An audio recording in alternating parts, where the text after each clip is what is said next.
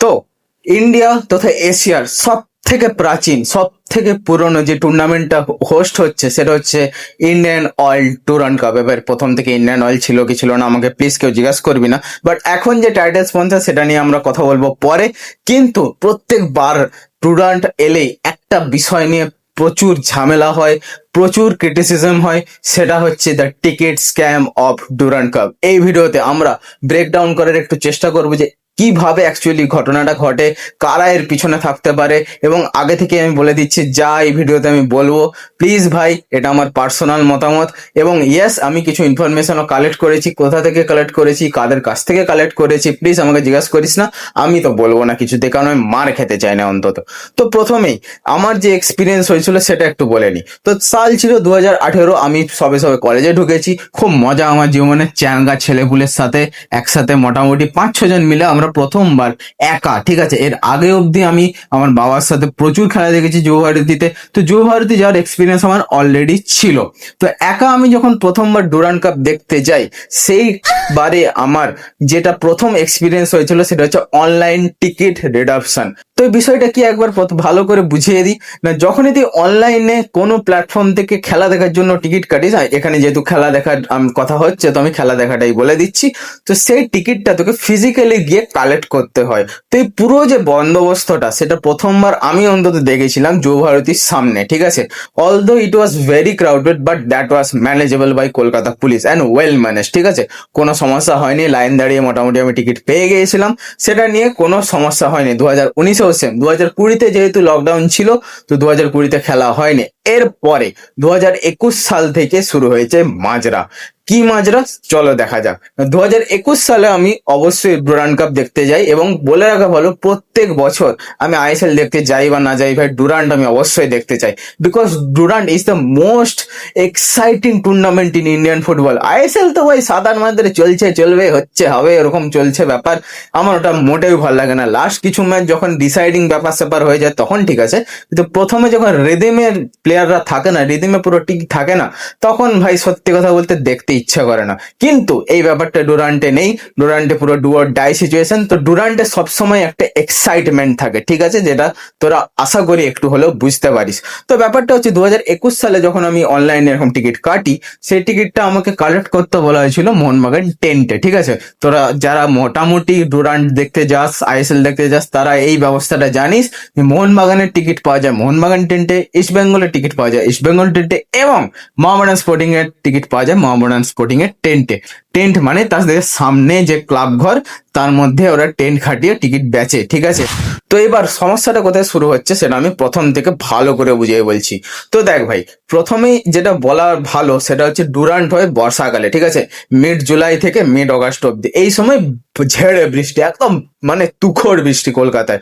তো তোরা যারা মোটামুটি ময়দান চত্বরে একটু ঘোরাফেরা করেছিস, ময়দান চত্বর জানিস, তারা খুব ভালো করে জানিস যে ওই রাস্তাগুলো বাদে, ফুটপাথ গুলো বাদে যদি তোরা কোনোভাবে মাঠে ঢুকে যাস না, তোরা ঠিক ভাবে বেরাতে পারবি না, কারণ এতটাই কাদা। তো মোটামুটি যারা খেলার জন্য এনথুসিয়াস্ট, যারা Mohun Bagan, East Bengal, doesn't matter which club you are supporting, তারা খেলা দেখার জন্য টিকিট কাটতে যায়। এবং এই সালা মানে আমি নিজের কথা বলছি, আমিও গেছি সকাল 6:30টার সময় টিকিট কাটতে, সেই টিকিটটার ছবি আমি অবশ্যই দিয়ে দেবো, ঠিক আছে। আমি ডুরান্টের সেমিফাইনাল, ফাইনাল, এমন কোনো ইম্পর্টেন্ট ম্যাচ নেই যে আমি দেখতে গেছি, পরপর টিকিটগুলোর ছবি আমি দিয়ে দেবো, ওই সামনে একটা বাক্স আছে ওখানেই রাখা আছে, ঠিক আছে। তো বলে দিই না, প্রথম আমার যেটা এক্সপিরিয়েন্স হয়েছিল সেটা হচ্ছে আমি টিকিটের জন্য দাঁড়িয়েছি, ঠিক আছে। আমার সেইবারে টিকিট কাটা ছিল না। আমি এক্সপেক্ট করেছিলাম যে মোটামুটি যদি আমি একটু টাইমে চলে যাই, টাইমের আগেই চলে যাই, তাহলে মোটামুটি টিকিট পাওয়ার একটা সম্ভাবনা আছে। আমি দাঁড়িয়ে আছি ভাই 1 ঘন্টা 1.5 ঘন্টা, মোটামুটি 2 ঘন্টার কাছাকাছি দাঁড়িয়ে আছি। যখন একটু একটু করে লাইনটা এগাচ্ছে আমার মনে পুড়কি যাচ্ছে, ইয়েস টিকিট পেয়ে যাবো, খেলা দেখবো, কোনো সমস্যা নেই। এবং বলে রাখা ভালো যে ওই দিনই ম্যাচটা ছিল, বিকালবেলায় ম্যাচটা ছিল। তো আমার প্ল্যান ছিল ওখান থেকে টিকিট কালেক্ট করে, সামনে আমার পিসি বাড়ি ছিল, ওখানে মোটামুটি লাঞ্চ ফাঞ্চ করে সোজা বেরিয়ে যাব যুব ভারতীর জন্য। কিন্তু যখনই মোটামুটি ধরে নে 250 থেকে 300 মিটার দূরে ছিলাম আমি টিকিট কাউন্টারের সামনে, সেখান থেকে একটা নিউজ ভেসে আসে যে আর টিকিট নেই। কোথায় গেল টিকিট? কারো আইডিয়া নেই। কি হলো টিকিটের, কারো আইডিয়া নেই। এবার তুই বলবি যে ভাই টিকিট তো শেষ হবে, আনলিমিটেড টিকিট থোড়াই থাকবে। ভাই 1,12,000 সিটিং ক্যাপাসিটি, পুরো যৌভারতীকে কোনোদিনও খোলা হয় না, একটা পুরো মিডিল অফ দ্য মিডিল সেক্টরকে বন্ধ করে রাখা হয়।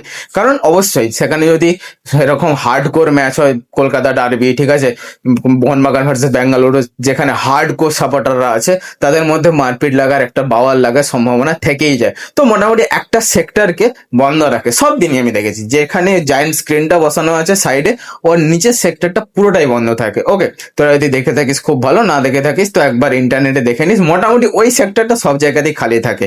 মোহনবাগান ইস্ট বেঙ্গল ম্যাচে তো ডেফিনেটলি থাকে, বাকি ম্যাচগুলোতেও থেকে যায় ভাই, ঠিক আছে। তো নিয়ার অ্যাবাউট 88,000 87,000 টিকিট অ্যাভেলেবেল থাকে, নিয়ার অ্যাবাউট ওই ইডেন গার্ডেন্স এর মতে। ওকে, তো ব্যাপারটা হচ্ছে এই যে তুই আমাকে একটা কথা ভেবে বল, লজিক্যালি ভেবে বল, 88,000 টিকিট, অষ্টআশি, তার মধ্যে আমি হাফ নয় ছেড়ে দিলাম যে অনলাইনের জন্য হাফ, ঠিক আছে, কিছুজন অনলাইন রিডাকশনের জন্য আসবে, আমি সেই লাইনের কথা কিন্তু বলছি না। আমি এখন বলছি ফিজিক্যালি যারা টিকিট কাটতে যায় কাউন্টারে, তাদেরকে মেরে কেটে কত টিকিট বিক্রি হয়েছিল। আমি সোজা কথা সত্যি কথা যদি বলতে চাই, ওই সকালবেলা সত্যি কথা বলতে ভাই, अबे তো साले যদি দেখা যায় না, সিরিয়াসলি বলছি, মেরে কেটে 1,000 থেকে 2,000 টিকিট বিক্রি হয়েছে। তারপরে টিকিট কোথায় গেল কেউ জানে না, মায়েরই বলছি কেউ জানে না। এবং যখন ওই টিকিটের মানে কি বলবো, ঠিক ঠিক অ্যাভেলেবিলিটি ছিল না, স্বাভাবিক পাবলিক রেগে যাবে, লোকজন বৃষ্টিতে কাদায় ভিজে সকাল থেকে কাজকর্ম ছেড়ে দিয়ে দাঁড়িয়ে আছে, তারা যখন এরকম শুনতে পায়, ভাই কিরকম মটকাটা গরম হয় তোরা খুব ভালো করে জানিস। ইভেন তখন ঘোড়া নিয়ে কলকাতা পুলিশ, তোরা ভালো করে জানিস যে ওইখানে ঘুরতে থাকে, যখন এই ময়দান চত্বরে কোনো কিছু হয়, ইন্ডিয়ার খেলা হোক, মোহনবাগান ইস্ট বেঙ্গলের খেলা হোক, বা এরকম টিকিট কালেকশনে কোনো ম্যাটার থাক। ওকে, তো এই ঘোড়ার ছোটানো আমি খেয়েছি, মায়েরই বলছি, তোরা বিশ্বাস করবি ভাই, তোরা অনেকেই খেয়েছিস, আমি একা নই, তোরা অনেকেই খেয়েছিস যে ঘোড়ার ছোটানো, ওই কাদার মধ্যে ঘোড়ার ছোটান আমি খেয়েছি। ছুটে ছুটে আমি এসপ্ল্যানেড অবধি গেছি ভাই, কিন্তু টিকিট পাইনি। তো মোরাল অফ দ্য স্টোরি হচ্ছে এই যে টিকিটগুলো গেল কোথায়। পসিবিলিটি ওয়ান, যে কোনো একটা বড় পাওয়ারফুল ব্যক্তি সেই টিকিটগুলোকে তার পার্সোনাল ইউজের জন্য, পার্সোনাল লোকদের জন্য কালেক্ট করে নিয়েছে। নাম্বার দুই, অনেক রকম র্যাকেট চলে। কিরকম র্যাকেট চলে আমি তোকে একটা ছোট্ট উদাহরণ দিই, কারণ এই বিষয়টা আমার পার্সোনাল এক্সপিরিয়েন্স আছে। তো এইটা 2021-এ হয়নি, এটা হয়েছিল 2023-এ, ঠিক আছে, ঠিক 1 বছরের পর। এই ব্যাপারটা এরকম হয়েছিল যে একদিন ওরকমই সকাল সকাল উঠেছিস, ওরকম মোহনবাগানে খেলা ছিল, খুব একটা ইম্পর্টেন্ট ম্যাচ ছিল, মেবি ওরকম ব্যাঙ্গালোর এফসি বা এরকম কোনো একটা ভালো ইম্পর্টেন্ট ম্যাচ ছিল, ঠিক আছে, এবং ওই ম্যাচটা আমার পার্সোনালি দেখতে যাওয়ার প্রচন্ড ইচ্ছে ছিল। তো আমিও মোটামুটি 8 ঘাট বেঁধে চলে যাই সকালবেলা টিকিট কাটতে। আশা করেছিলাম যে 50-50 চান্স ছিল যে টিকিট পেতেও পারি, নাও পেতে পারি। ওকে, নেভার দ্য লেস, ওখানে পৌঁছে গিয়ে মোটামুটি আমি দেখলাম যে টিকিট নেই। ওকে, ভালো কথা। এবার অতদূর গেছি, আমি কোথায় কেষ্টপুরে ছিলাম, আমি কোথায় এসেছি ময়দান চত্বরে। তো এদিক ওদিক যেহেতু ঘুরছিলাম, তখন একটা লোক আমার সামনে দাঁড়িয়েছিল, ঠিক আছে, সে বললো দাদা টিকিট লাগবে। আমি টিকিট লাগবে, কি টিকিট? বলে এই যে মোহনবাগানের ম্যাচের। বলে কত? না, ও মালটা 200 টাকার টিকিট বিক্রি করছিল ভাই 500 টাকায়। মায়েরই বলছি, 200 টাকার টিকিট 500 টাকায়। আমি বলি তুমি টিকিট গুলো পেলে কোথায়? বলে ও আমাদের লাইন আছে। এই যে লাইন আছে, কি লাইন আছে, কে লাইনের উপরে আছে, কে লাইনটা তৈরি করেছে, কারা কারা এই চেনটার মধ্যে আছে, সেটা সব থেকে বড় মিস্ট্রি। এবং সত্যি কথা তুই যদি আমাকে জিজ্ঞাসা করতে চাস ভাই, do you have any information, I don't have. কারণ এই ইনফরমেশনটা যদি বেরিয়ে যায়, তাহলে তো এই পুরো সিস্টেমটাই নষ্ট হয়ে যাবে। নাম্বার 3 পসিবিলিটিস হচ্ছে, কি বলবো, আমার বলা উচিত কি উচিত নয়, political. Yes, political. Because of, দেখ ভাই, এইখানে যখনই ইন্ডিয়ান স্পোর্টস উন্নতি করে না, সেটার পিছনে কোথাও না কোথাও একটা পলিটিক্যাল ব্যাপার থাকে, যে তার নেতার বেটা, নেতার ভাইপো, তার শালা, তার ভাগনা এরকম খেলতে চায়, বা তার পুরো গোষ্ঠী আসতে চায় দেখতে, তাদের ভিআইপি সিট দিতে হবে, অনেক কিছু ম্যাটার থাকে। সেটা শুধু ফুটবলেই নয়, এটা ক্রিকেটেও ঘটে, ঠিক আছে। ইডেন গার্ডেন্সে তোরা যদি খেলা দেখে থাকিস, তাহলে এক্সপিরিয়েন্সটা তোদেরও সাথে হয়েছে। তো ফ্যাক্ট অফ দ্য ম্যাটার হচ্ছে ভাই, এই যে মাঝখানে টিকিট মোটামুটি 20,000 থেকে 25,000 কোথায় যাচ্ছে? সে কোথায় যাচ্ছে জানিস? সেই টিকিটটা যাচ্ছে ব্ল্যাকে। কিরকম ব্ল্যাকে? যেটা আমি বলে দিলাম, 200 টাকারটা 500 টাকায়, 500 টাকারটা 1,000 টাকায়, এবং যে ভিআইপি টিকিট 2,000 টাকা সেটা 5,000 টাকা। আমাকে নিজে ফোন করে বলেছে ভাই এই যে 5,000 টাকার কেসটা না, এটা হয়েছিল সেম বছরে, ওর নেক্সট সেমিফাইনাল কি সেকেন্ড সেমিফাইনাল এরকম কিছু একটা ম্যাচ ছিল। আমার একটা বন্ধু সেও বলেছিল ভাই চ আজকে সেমিফাইনাল দেখে আসে। আমি বলি টিকিট, বলে টিকিট আমি ব্যবস্থা করছি। আমি বলি আচ্ছা। ও আমি ভেবেছিলাম ওর হয়তো কোনো ক্লাব মেম্বারের সাথে যোগাযোগ আছে, কন্ট্যাক্ট আছে, হতেই পারে, ঠিক আছে, কারণ মোহনবাগানের ক্লাবের মেম্বার অনেক এবং তোরা খুব ভালো করে জানিস যে ক্লাব মেম্বারের জন্য আলাদা করে টিকিট তুলে রাখা হয় সব ক্লাবেই ভাই, মোহনবাগান, ইস্ট বেঙ্গল, যে কোনো ক্লাবে, ঠিক আছে। এবং সেটা হওয়া উচিত, কারণ তুই ক্লাবকে একটা সার্টেন অ্যামাউন্ট দিচ্ছিস এবং এক্সপেক্ট করিস যে ক্লাব কিছু তোকে ফেসিলিটেট করবে, এবং করে, ঠিক আছে, নো ডাউট অ্যাবাউট ইট, করে, অবশ্যই করে, প্রত্যেকটা ক্লাব করে। তো ওই যে কি বলবো, যে সিকিউরড যে তুলে রাখা টিকিটগুলো, আমি ভাবলাম ওর থেকে হয়তো পেয়ে যাবে, কিন্তু ও ফোন করেছে এক দালালকে। কে দালাল জানি না ভাই, আমি নামটাও এই মুহূর্তে ভুলে যাচ্ছি, আমি সত্যি কথা বলছি, সত্যি ভুলে গেছি। আমার নামটা মনে ছিল, ওর কি একটা ছিল 3 অক্ষরের, বিমল না অজয়, এরকম কিছু একটা নাম ছিল, আমার সত্যি মনে নেই। ওরকম একটা কোন দালালকে ফোন করেছে, সে আমাকে বলে টিকিট তো আছে। আমি বলি কত টিকিট আছে? বলে 200 আছে, 300 আছে। তোরা খুব জানিস ভালো করেই যে আইএসএল এর থেকে ডুরান্টের টিকিটের স্লাইডলি দাম বেশি থাকে, 100 টাকা, 50 টাকা, ঠিক আছে। আইএসএল এ 50 টাকারও টিকিট পাওয়া যায়, কিন্তু ডুরান্টে 200 টাকা, 250 টাকা এরকমই টিকিট পাওয়া যায়। এবং ঠিক আছে, শর্ট লিমিটেড টাইমের টুর্নামেন্ট, এক্সাইটিং ম্যাচ, তো ওখানে একটু যদি স্টেডিয়াম বিজনেস করে নেয়, একটু যদি ফেডারেশন বিজনেস করেই নেয়, সেটা আমার কোনো প্রবলেম নেই। প্রবলেম হচ্ছে এই যে টিকিটগুলো, এগুলো বেরাচ্ছে কি করে? কোন অ্যান্সার আছে? আই হ্যাভ নো আইডিয়া ভাই। কেউ না কেউ তো বের করছে, কেউ না কেউ তো ওই 20,000 25,000 টিকিটকে বের করছে ওইখান থেকে, ওই ফাইল থেকে, দিয়ে এই সমস্ত দালালগুলোর হাতে দিচ্ছে। তারা কারা? এখানেই চলে আসছে অনেক কিছু কন্ট্রোভার্সিয়াল ব্যাপার, যেগুলো বলে দিলে আমার মনে হয় আমার কি বলবো অনেক কিছু হতে পারে। তো আমি সত্যি কথা বলতে চাই না, কিন্তু আমি একটুকু বলতে চাই যে এখানে পলিটিক্যাল ওভারভিউ চলে আসে, কারণ তোরা খুব ভালো করে জানিস আমি বলি কি না বলি ভাই, কারণ তোরা খুব ভালো করে জানিস ভাই, যেখানে পলিটিক্যাল ব্যাপার চলে আসে, পলিটিক্যাল সিনারিও চলে আসে, যেখানে জিনিসপত্র টার্ন অ্যারাউন্ড হতে পারে এবং হয়, সেটা প্লেয়ারের সিলেকশনে হোক, তার কেরিয়ারে হোক, ক্লাবের মানে নেতৃত্বে হোক, এনিথিং, ক্লাবের কোচ অব্দি লোকজন পলিটিক্যাল ইস্যুর জন্য চেঞ্জ করিয়েছে, এবং এটার উদাহরণও আছে। তো ফ্যাক্ট অফ দ্য ম্যাটার, এই ভিডিওতে আমি একটাই কথা বলতে চাই, যে যে সমস্ত 3 অক্ষর লোকগুলো, যে সমস্ত শুয়োরের বাচ্চা লোকগুলো এই সমস্ত কাজগুলো করছে, they have no fucking idea যে তারা নিজের পায়ে কুড়ুল মারছে। ভাই বিশ্বাস কর, এই জায়গায় যদি তোরা একটু জৌহারতির ভিতরে খাবারের ব্যবস্থা করিস, বা হয়তো কোনো প্ল্যাকার্ডের ব্যবস্থা করিস, বা ভালো কোয়ালিটির জার্সির ব্যবস্থা করিস, অলদো মোটামুটি তুই যদি জৌহারতির সামনে খেলা দেখতে যাস, ঠিকঠাক কোয়ালিটির জার্সি পেয়ে যাবি। ইয়েস, তোর মনে হবে যে 200 টাকা 250 টাকাতে ওই কোয়ালিটির জার্সি কেনার থেকে আমি ময়দান মার্কেটে কিনে নেবো। বাট ঠিক আছে ভাই, ওই লাস্ট অফ দ্য মোমেন্টে এসে ওরকম জার্সি পরাটা কোনো ম্যাটার না, আমি নিজেও পরেছি, আমার কাছেও আছে। তো এখন ব্যাপারটা হচ্ছে এই র্যাকেটটা কি খুবই simple? I don't think so, কারণ এর মাথায় টপ অফ দ্য লাইনে যে বসে আছে সে কোনো ছোটখাটো খেলোয়াড় নয়, সে কোনো ছোটখাটো মাল নয় ভাই। আমি মাল এই জন্য বলছি কারণ সে খুব ভালো লোক নয়। তুই যাই ভাব আমাকে, you can think whatever you want about me, but I did not support, I do not care about this whole damn thing, যে কে এর পিছনে আছে, কত বড় ভাঞ্চদের উপরে আছে ভাই। কোনো একটা ভালো লোক যদি নিজের মন থেকে ভালোভাবে বলতে পারে যে এখানে স্ক্যাম হচ্ছে না, না সবকিছু ফেয়ার এন্ড স্কোয়ার আছে, তাহলে আমি মেনে নেবো। কোনোভাবেই হতে পারে না ভাই। এখানে প্রায় আমরা 20 থেকে 25,000 টিকিটের কথা বলছি, একটা পুরো সেক্টর ভাই।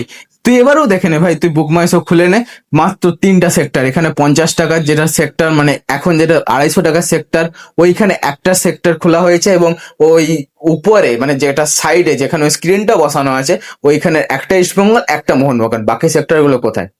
তুই দেখ, তুই নিজে দেখে নে।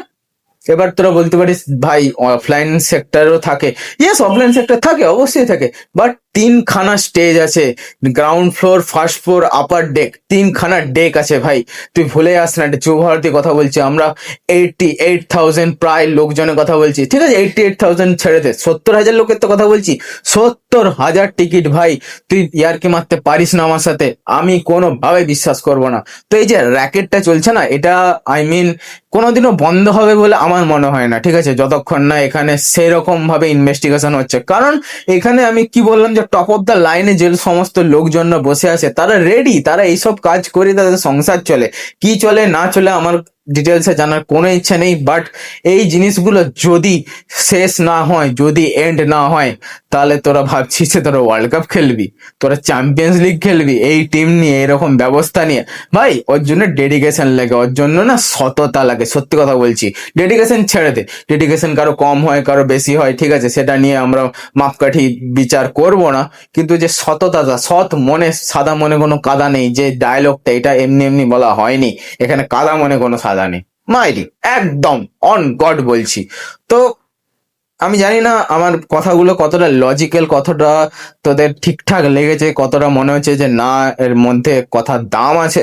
তো ভাই আমি সত্যি জানি না, এবং আমি জানতেও চাই না এই ভিডিওটায় ভিউজ এলো কি না এলো, কতদিন পর এটাতে ভিউজ আসবে, কে এটাতে দেখে রিলেট করতে পারবে, কিন্তু যে পারবে আশা করি সে পারবে। তো গাইস এই ভিডিওটা এখানেই শেষ করব, বেশি কথা বলবো না, কারণ ডুরান্ড নিয়ে পরপর এক দুটো ভিডিও আসতে হবে। এই ভিডিওটা যদি পছন্দ হয়, যদি লজিক্যাল মনে হয়, এবং তোর যদি এরকম এক্সপিরিয়েন্স হয়ে থাকে, তাহলে ভিডিওকে লাইক করে যা, চ্যানেলকে সাবস্ক্রাইব করে, তাহলে এরকম নতুন ইন্টারেস্টিং ভিডিও আমি আনতে থাকবো। আমি বলেছিলাম যে ওয়ার্ল্ড কাপের পরে ভিডিও টপিক আমি চেঞ্জ করব, সেটার প্রথম অ্যাটেম্প্ট আমি আজকে করে দিলাম। কেমন হয়েছে কমেন্ট করে যাস। তাড়াতাড়ি এসছি এডিট করে, বেশি কিছু এডিট করার নেই। ততক্ষণের জন্য জয় হিন্দ, বন্দে মাতরম, ভারত মাতা কি জয়।